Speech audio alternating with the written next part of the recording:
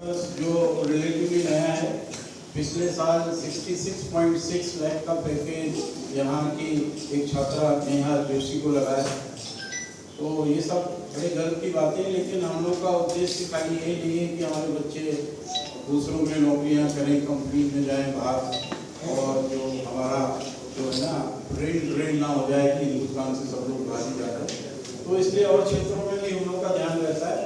और ये बता के मुझे बहुत खुशी हो रही है कि अभी आपको पता है यूपीएससी का परिणाम आया है, और इसमें ग्राफिकेरा हिल यूनिवर्सिटी देहरादून की एक छात्रा जिसने बीएससी ऑनर्स फिजिक्स किया है और बहुत ही मॉडेस्ट फैमिली बैकग्राउंड से आती है। उसके फादर प्राइमरी स्कूल में अध्यापक हैं, और उस छात्रा का उसका नाम है मोनल नेगी। उसका सिलेक्शन आईएएस में हुआ है और उसकी जो रैंक है ऑल इंडिया रैंक वो 66 है।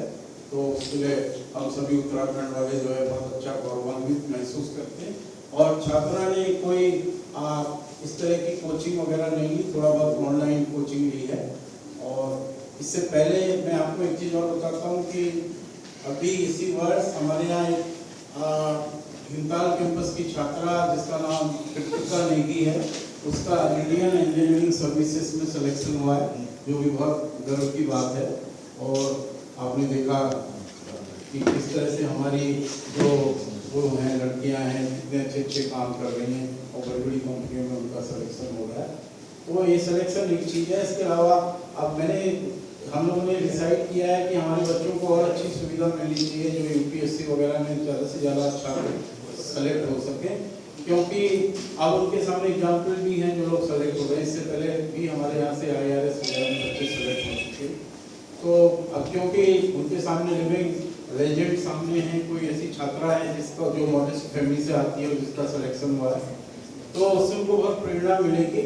और हमने देहरादून और भीमताल और हल्द्वानी कैंपस में शुरुआत में देहरादून और हल्द्वानी कैंपस में कर रहे हैं।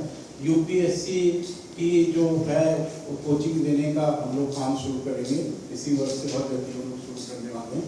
और उसमें जो निर्धन आय वर्ग से जो लोग आते हैं उनके बच्चों को हम लोग फ्री में ट्रेनिंग देंगे, जिससे वो लोग भी यूपीएससी वगैरह में निकलेंगे। बहुत से लोग IAS वगैरह में निकलेंगे, नहीं तो स्टेट में भी आप जानते हैं बहुत सी सर्विसेज होती है, PCS वगैरह, और बहुत सी तो ऐसी सर्विसेज होती है जिनके बारे में हमारे यहाँ की जो छात्रा है उनको पता भी नहीं होता। और जैसे मैं PPS की बात करता हूँ, PPS में किसी भी छात्रा का निकलना जो है, अगर वो कांस्टेबल में तो ज़्यादा कॉम्पिटिशन हो, लेकिन लोगों को पता ही नहीं होता, बच्चों को पता नहीं होता कि PPS भी होता है, जिससे वो DSP बन सकते हैं सीधे, और आगे चल के IIT तक बन सकते हैं बढ़ के, और आगे जाके उनको जो है IPS रैंक भी मिल सकता है, मालूम नहीं होता। तो ये सारी चीज़ें, और इसमें हम लोग सीरीज उन लोगों की भी चलाएंगे जो उत्तराखंड से जो लोग IAS वगैरह में निकले हैं और IAS ऑफिसर हैं, वो लोग भी आके इन लोगों को बच्चों को जो है बधाई देंगे।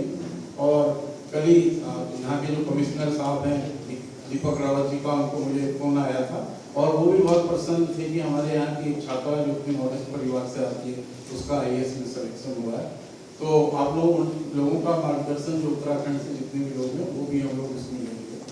तो ये तो उनके लिए है जो अभी ग्राफिकेरा में पढ़ रहे हैं। इसके अलावा एक क्षेत्र ऐसा है जिसमें पूरे विश्व में हमारी तूती बोलती है, क्या आप बताएंगे कौन सा क्षेत्र होगा? चलिए, आपने स्पोर्ट्स की बात की तो मैं आपको बताऊं, लक्ष्य सिंह कली वो जो है उसमें रनर अप रहे, जो बैडमिंटन टूर्नामेंट हुआ था, ठीक है।